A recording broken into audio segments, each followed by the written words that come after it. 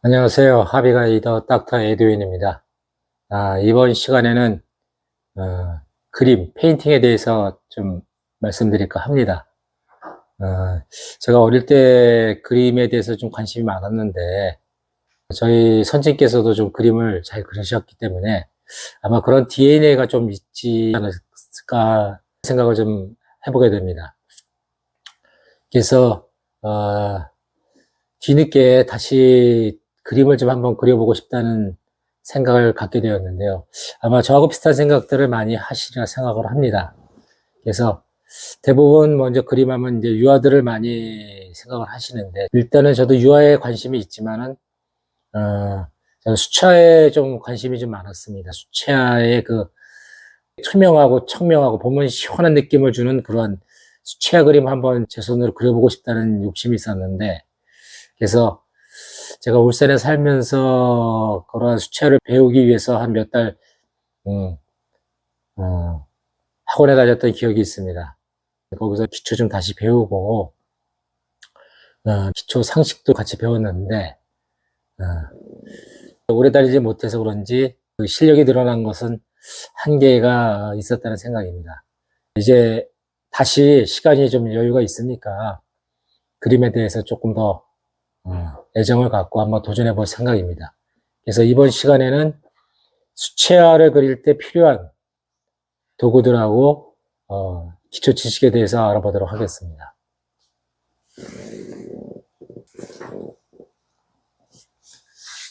먼저 여기 좀 보시면 이젤이 있죠. 그래서 이젤은 뭐 아시는 것처럼 스케치북이나 합판이나 이런 거를 올려놓고 저희가 그림을 그릴 수 있는 그런 도구가 되겠습니다. 요거는 이제 화구를 넣어서 갖고 들고 다니는 그런 가방이 되겠습니다. 제가 그 학원을 다닐 때 이 안에다가 물감하고 스케치북을 넣어가지고 들고 다녔고, 요건 나중에 야외 뭐 스케치나 그림을 그릴 때도 필요한 도구가 되겠습니다. 그 다음에 수채화기 때문에 이제 필요한 물통이 되겠죠. 그래서 붓을 빨거나 물을 섞어서 그림을 그릴 때 이런 물통이 하나 필요하고요. 그 다음에 요거는 이제 스케치북입니다. 일반 종이로 된 스케치북입니다. 처음에 연습을 할 때 초보자 수준일 때 이제 요거 가지고 먼저 밑그림을 그려보고 색칠하는 붓에 대한 어떤 감각을 익힐 때 문방구에서 쉽게 구입할 수 있는 도화지가 되겠습니다. 그 다음에 요거는 프랑스제 스케치북이 되겠는데 불어로 되어 있어서 참 읽기도 어려운 그런 이름이 되어 있는데, 요런 인터넷에 보면은 대부분 이탈리아제를 많이 파는데 이거 제가 배웠던 선생님이 적극 추천해서 이 프랑스제를 제가 화방에서 사서 사용했습니다. 여기 보시면 100% 커튼이라고 되어 있습니다. 그래서 안에 보시면 재질이 이렇게 면이 되게 거칩니다. 그래서 거친 면으로 되어 있기 때문에 이게 물 번지는데 효과가 탁월한 걸로 제가 알고 있습니다. 요거는 제가 이렇게 그림을 한번 그려보려고 밑그림을 스케치를 해놨는데 아직까지도 그림을 못 그리고 이대로 방치한 지가 꽤 된 시간이 흐른 것 같습니다. 그 다음에 요거는 붓입니다. 그래서 이렇게 열어보면은 지금 몇 개의 그 다양한 붓이 들어 있습니다. 요게 제가 좀 많이 쓰는 하나인데 100% 커튼 이 종이에다 밑그림을 그려놓고 먼저 배경부터 칠하게 되는데 이 큰 붓으로 이 전체 면에다 다 물을 칠합니다. 물을 다 입힌 다음에 내가 배경을 무슨 색깔로 칠할 거냐에 따라서 색깔을 연하게 한 다음에 이렇게 바르기 시작하면은 색깔이 물을 타고 번지면서 아주 부드러운 마치 파스텔 톤의 바탕을 저희가 그릴 수가 있습니다. 그 다음에 요건 뭐 지우개가 되겠습니다. 연필, 보통 우리가 그림 그릴 때 사비연필을 많이 쓰죠. 수채화 물감입니다.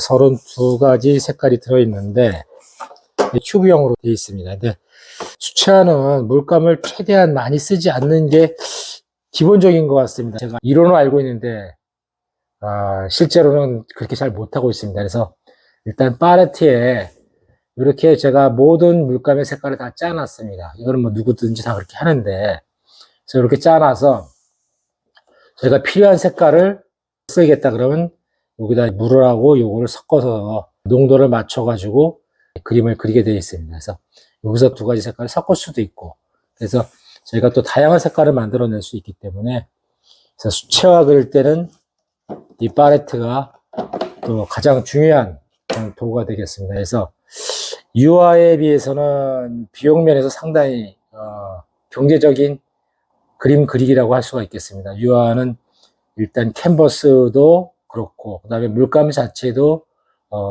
이 수채화 물감보다는 훨씬 비싸고, 그 다음에 물감 소모량 자체도 유화는 많이 들어갑니다. 그래서 제 생각에는 처음에는 그림에 만약에 입문하시려면은 일단은 유화보다는 먼저 수채화에 먼저 도전해 보시고, 수채화에서 어느 정도 재미하고 만족을 느끼시고, 그 다음에 이 밑그림 그리는 거나 붓터치하는 거에 대해서 어느 정도 익숙해지면은 유화로 넘어가시는 게 좋지 않을까 이렇게 생각을 합니다. 저도 마찬가지로 그런 의미에서 일단은 수채화부터 시작을 했고요. 그 다음에 요거는 제가 이 대가들의 그 작품들을 프린트해서 이렇게 모아놨습니다. 요걸 보고 제가 일단은 그대로 모방을 해서 이들의 그 작품들을 좀 흉내를 내서 어느 정도 비슷하게 그려지면은 그림을 완성도가 좀 높아지지 않을까 이렇게 생각을 합니다. 저도 이분들의 그림을 그대로 카피를 해서 그림을 그리는 연습을 하고 있습니다. 그래서 인터넷에 뒤져보면 이런 아름다운 수채화 그림들이 많이 있습니다. 그래서 제가 나중에 뒤에서 보여드릴 제 그림하고 비교를 해보시면은 확연히 차이가 나는 것을 느낄 수 있습니다. 그래서 이분들은 되게 연한 그런 톤의 색깔을 칠했는데 저는 아주 좀 진합니다. 그래서 이게 참 쉽지가 않구나 그런 생각을 하고 있는데, 아무튼 뭐 시간이 지나면 좀 나아지지 않을까 이렇게 생각을 합니다. 그래서 요거는 제가 이렇게 스크랩을 해서 모아둔 자료가 되겠습니다. 그래서 이렇게 간단하게 소품에 대해서는 설명을 드렸고, 그동안 제가 그렸던 그림 몇 점을 소개해 드리고 이번 시간은 마칠까 합니다. 예, 감사합니다. 아마 이걸 제가 제일 처음에 그렸던 그림이 아닐까 생각합니다. 또 그리다 보니까 너무 색깔이 진해져 가지고 이게 수채화인지 아마 얼핏 보면 아마 이거 혹시 유화 그림 아닐까 이렇게 생각하시는 분도 분명히 있으리라고 생각합니다. 그래서 아무튼 저는 앞으로 해야 될 일이 수채화를 그리면서 이 색깔을 자꾸 빼서 좀 연한 색으로 그림을 그릴 수 있는 방법을 노력을 해봐야 될 것 같습니다. 이 색을 빼는 방법을 다른 대가들의 작품을 보면서 연구해서 바꿔나가도록 할 생각입니다. 그동안에 제가 그린 그림을 액자에 넣어서 지금 벽에다 부착을 시켜놨습니다.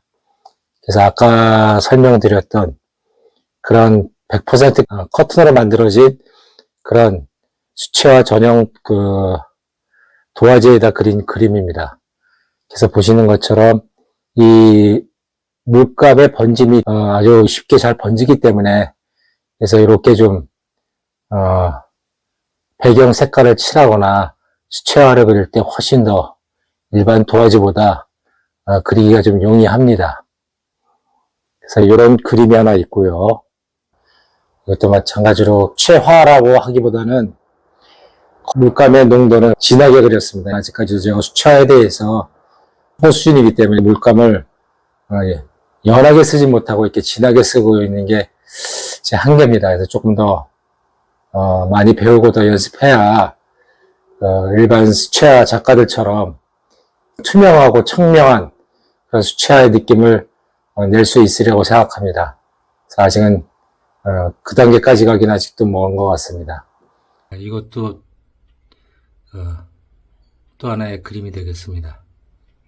마찬가지로 배경색은 그런대로 잘 만들어진 것 같은데 이 그림 자체가 색깔이 좀 너무 진하게 들어간 것 같습니다.